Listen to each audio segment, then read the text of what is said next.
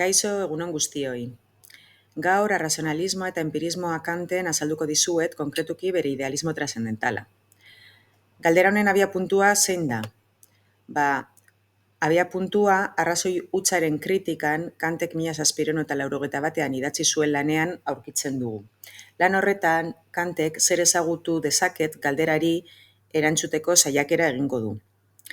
Konkretuki, berak aztertu nahi duena da ia filosofia Newtonen fisikak dituen oinarri sendoak eduki ahal dituen. Hau da, baliozko ezagutza izan ahal den. Horretarako egingo duena da Newtonen fisikaren juizioak, teoremak eta aztertu, ikusi zelako ezaugarriak dituen eta planteatu edo aztertu ere ia filosofiak edo metafisikak ezaugarri horiek eduki ahal dituen ala ez.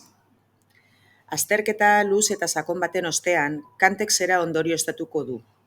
Newtonen fisikaren juizioak baliozkoak direla, materia eta forma dutelako.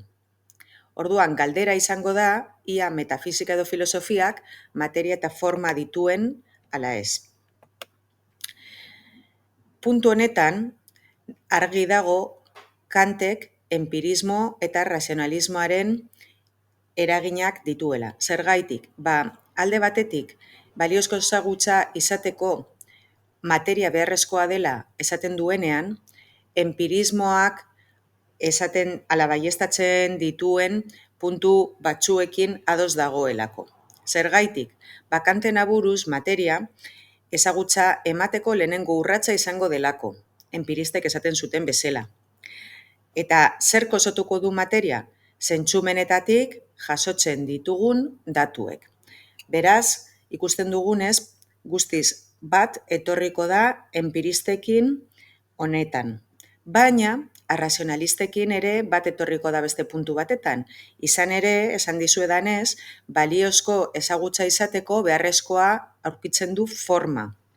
Eta zer da forma? Forma, sujetoak materia zentzumenetatik jasotzen dituen datuak ordenatzeko eta antolatzeko erabiltzen dituen adimenaren jatorrizko egiturak dira. Adimenaren jatorrizko egiturak ere dei daitezke adimenaren edo arrazoimenaren a priorizko egiturak. A priorizkoak esan nahi du jatorrizkoak direla, hau da, deserie, haiekin jaiotzen garela. Eta zeri egiten dio erreferentzia? Espazio, denbora eta kategoriei. Orduan, ikusten duzuenez, Kanten aburuz ere ez gara jaiotzen adimena tabula rasa bat bezala dugula, empiristek esaten zuten bezala, baizik eta bat etorriko da arrazionalistekin eta gogoratzen baduzue arrazionalistentzat jatorrizko ideiekin jaiotzen ginen. Ezagutzaren materia eta formak, beraz, beharrezkoak ikusten ditu ezagutza bat benetakoa izatea.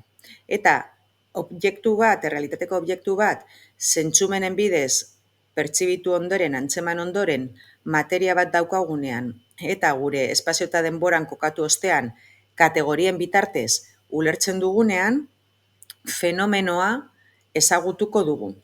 Fenomenoa zer da? Errealitatea gure psikearen arabera. Errealitatea gure ezagutza moduetara moldatuta. Honen ondorioz, Kantek ezagutzak bi iturri dituela baieztatuko du. Ez bat, empiristek edo razionalistek esaten zuten bezala.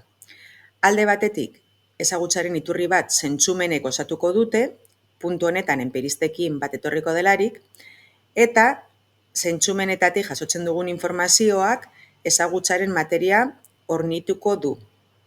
Eta bestalde batetik, ezagutzaren bigarren iturria adimena izango da, kasu honetan arrazionalistei arrazoia emanez. Adimen honek ezagutzaren forma emango digu. Eta Kantentzat ezagutzaren forma materia baino garrantzitsuagoa izango da. Izan ere, giza ezagutza gure adimenaren egitura edo formek iragazten dutenera mugatzen da. Honek zer suposatzen du? filosofo ilustratu honen arabera, hau da, Kanten arabera, ezagutza prozesuan objektuak egokitu behar duela subjektura, konkretuki subjektuaren ezagutza egituretara. Eta ez alderantziz, ordura arte empirista eta razionalistek pentsatzen zuten bezala. Orientazio aldaketa hori da hain zuzen ere filosofian bira kopernikarra bezala ezagutzen dena. Zeintzuk dira arrazoi hutsaren kritikaren ondorioak? Hasteko, giza arrazoimenak mugak dituela, arrazionalistek esaten zutenaren kontra. Zergaitik, ezin dugulako errealitatea den bezala ezagutu, hau da, noumenoa, eta gure ezagutza fenomenoetara mugatzen delako. Eta, horretaz gain, zentzumenetatik antzematen ez dena ezin daitekelako ezagutu, empiristek baieztatzen zuten moduan. Bestalde, eta azken honen ondorioz, metafisika, hau da, filosofia, ezin daiteke baliozko ezagutza izan, ez ditu inoiz zientziaren oinarri sendoak izango. Zergaitik, ez daukalako materiarik. Izan ere, bere objektuak, hau da, metafisikak ikasten dituen askatasuna, arima eta jainkoa, ezin dira zentzumenen bidez antzeman. Hori bai, Kanten arabera, honek ez du esan nahi askatasuna, arima eta jainkoak ez dutenik garrantzirik. Berak, etikaren postulatu gisa berreskuratuko ditu. Hau da, etikaren arloan guztiz beharrezkoak direla baieztatuko du. Eta honaino, Kanten idealismoa, espero ulertu izana. Eskerrik asko zuen arretagatik. Ondo izan.